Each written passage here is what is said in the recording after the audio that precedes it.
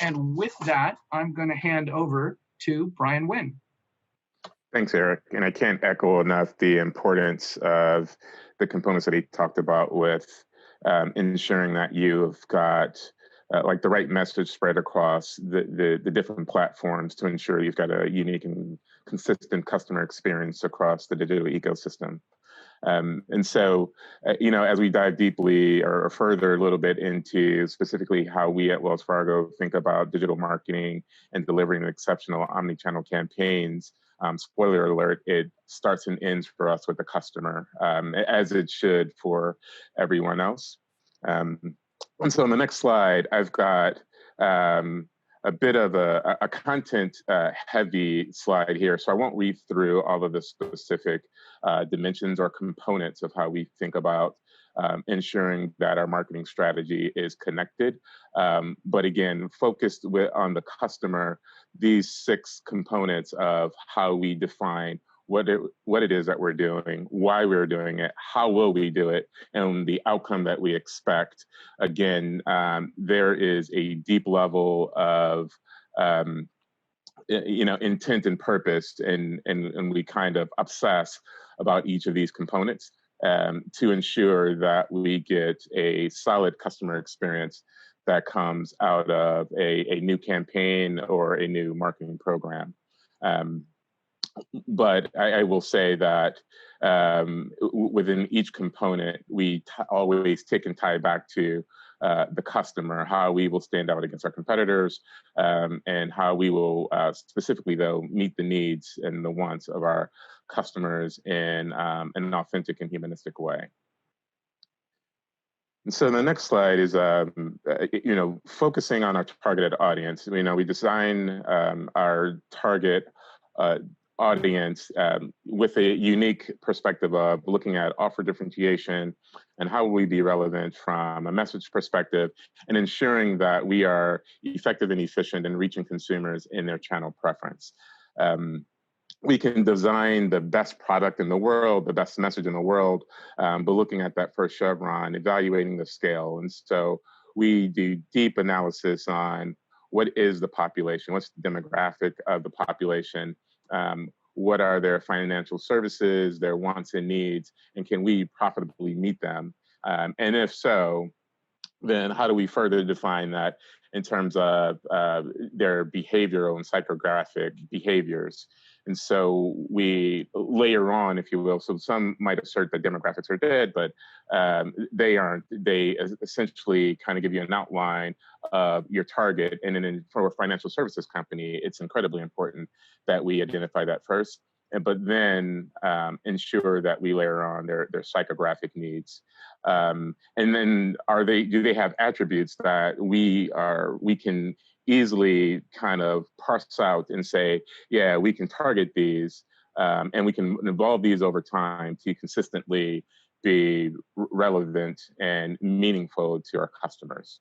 And identifying wants and needs, it's while it appears as though that's kind of a linear step, I think that's an ongoing step, because consumers, they go across whether they have an interest in a rewards card or a cashback card, or maybe they have an interest in a low rate or a balance transfer card. And so different financial needs at different points in their lives. And so there's a consistent check back in, leveraging digital insights, whether they be insights that we have on consumers from, on us data or even third-party data. So we consistently track back to ensure that we understand the interest profiles and we tie the deep insights into segment behaviors, and so that we can accurately target. And then we ensure that our brand is a fit for the customer wants and needs. We don't want to be disingenuous because that will just lead to not meeting or delivering on the strategy that we defined, and we won't get the business results that we intended. So brand fit is extremely important in terms of segmentation and how we think about ensuring that the offers that we have and the messaging is the right tone, is on kind of target for the audience that we're intending to reach. And over time, we continuously refine attributes just to ensure that, again, that over the consumer's life cycle, that we are incredibly relevant to them. And so this slide, this is an example of, this is where I would say we maybe overly obsess on the consumer personas. And so as we break out the segments into different audiences, and as we think about products and value propositions and offers for consumers and rewards, this is just one example of a persona of a consumer that we've identified that meets more of a travel points enthusiast. And so this customer persona, this is Olivia Johnson. She's a 37-year-old working mother with 2 small children. She's an IT analyst, and she lives in the Northeast in Princeton, New Jersey. And from a travel perspective, she's got 2 family vacations. There's 4 or several work-related trips, and so there's an opportunity for her to earn loyalty, either at hotel stays or airline stays, and she's got the occasional friends weekend trip as well. And so as we think about her needs from a product perspective, we take her profile into super deep consideration. And then from a banking product perspective, she's got a checking account, a debit card, and she's a home mortgage customer. So she just happens to be traveling from work to home one day, and she's, after a long days of work, she's thinking, wow, I really need a vacation. And she's hoping to get one planned in the midst of her busy life between, demanding job and demanding home life. And, a trip to the Caribbean would be amazing for her, just a little bit of a getaway. And she's thinking about ways to fund that vacation. And one thing that she's aware of, kind of high level, is that there are rewards cards out there that could enable that travel experience. And so she goes to the Points Guy's website. So essentially, and if you go to the next slide, Gaurav, you'll see that the consumer learning journey, as Eric was alluding to, starts in third-party digital. So, it is incredibly important that we show up and we are relevant in the channels where customers start their shopping journey, where they start to compare and contrast us as a card issuer to the competitive landscape that's out there. And so it is incredibly important that we are where consumers are just starting to learn. So we want to build that broad awareness. And so Olivia visits a third-party website called The Points Guy. And many of you may have heard of this popular website. It's where there's lots of content about how to best travel, cards that enable that travel, and the value propositions and how to get the most value out of those cards. And so she stumbles upon our product that's out there, the Wells Fargo Propel card, which she finds very interesting. So she clicks through to get to our landing page to consume more information. But as she's getting to her stop, she kind of stops her learning journey at that point. But she remembers she's got Wells Fargo Propel card in her brain. And so later on, she actually comes to our website, remembering that, oh yeah, there was an offer that was, or there's a product that was out there that's interesting to me.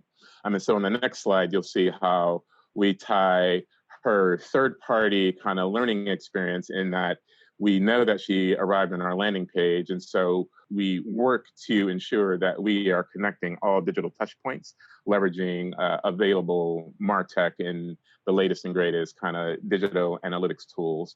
And so once we connect that, Olivia, or this consumer in particular, not at the one-to-one personal perspective, but we've connected that we recognize this person has visited our landing page from a third-party site, and now she's within our own channel.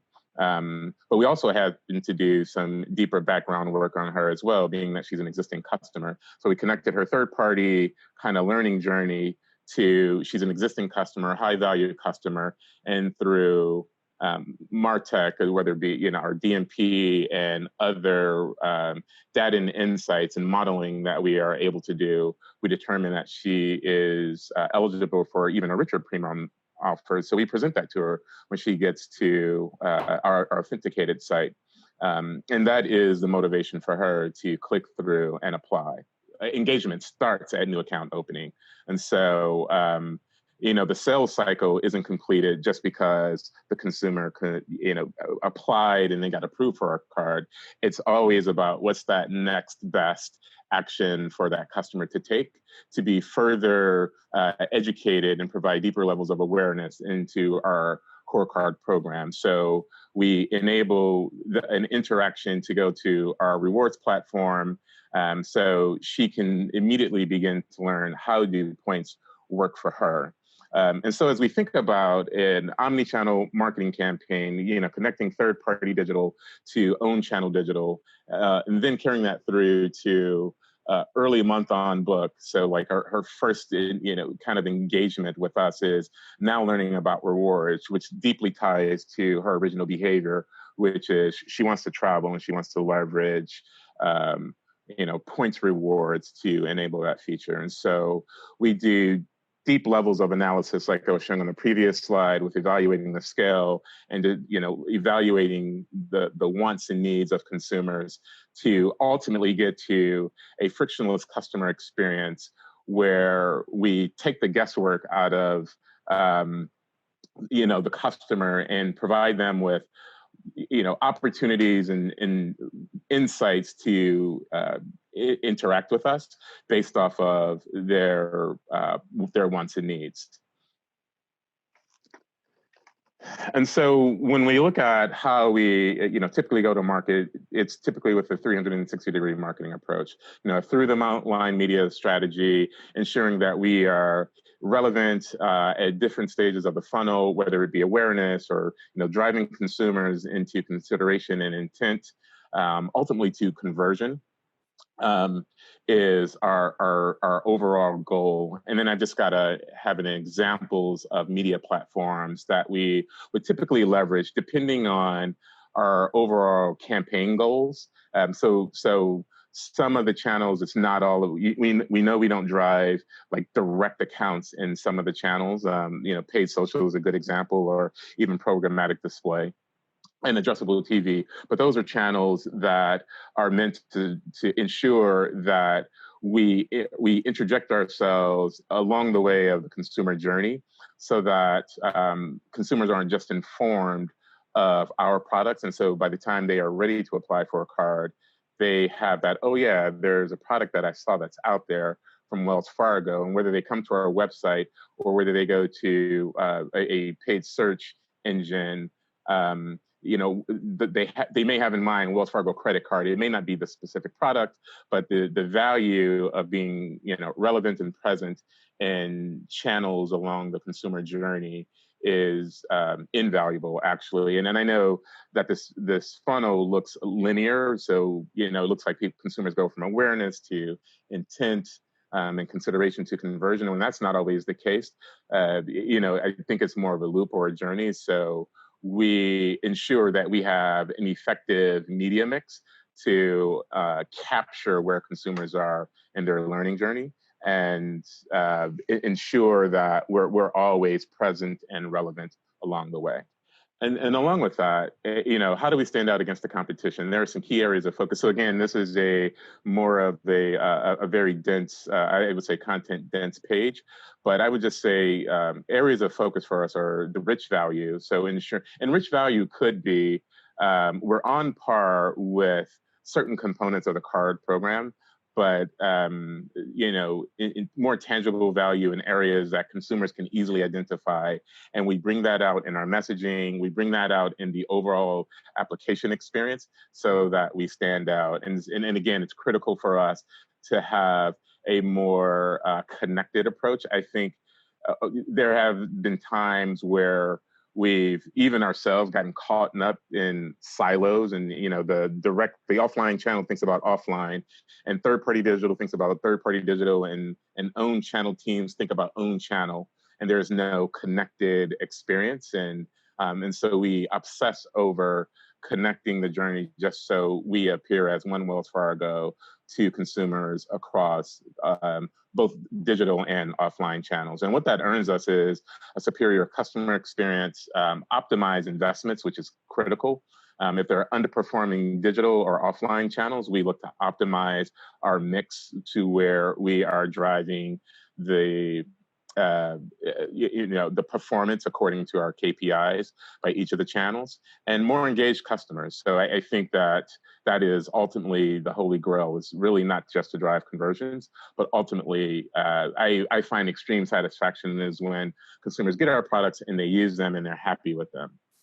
And so standing out against the competition, these are the areas that we typically focus. And then I would just say, in summary, what does it take to deliver exceptional digital marketing campaigns? Just to ensure that you have a connected marketing strategy centered around the customer. Avoid the silos as best as possible. I know that many organizations were trained to be sort of entrepreneurs and run our channels like we own them, but we have to have more of a shared model, because it's about the enterprise and not just our individual channels. And ensure that as you build your segments, leveraging demographic and psychographic profile data, that you're ensuring that your brand is the right fit for the target audience, and you've got appropriate scales so you meet the expected business goals.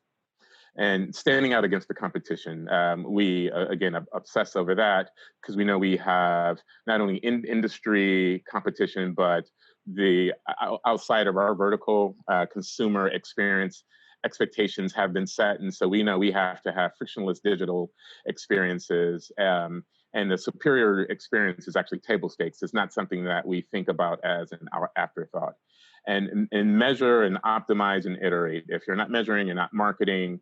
And so we look at data and insights to consistently optimize our programs. We've gone away from big releases and long-term kind of data and insights, and then go into big releases, to more iterative, always on, small insights, and constantly excelling and improving on our marketing and on our customer experience. And what you could expect to do that, if you're good and you're lucky, is more customers and more customers who turn into your brand ambassadors.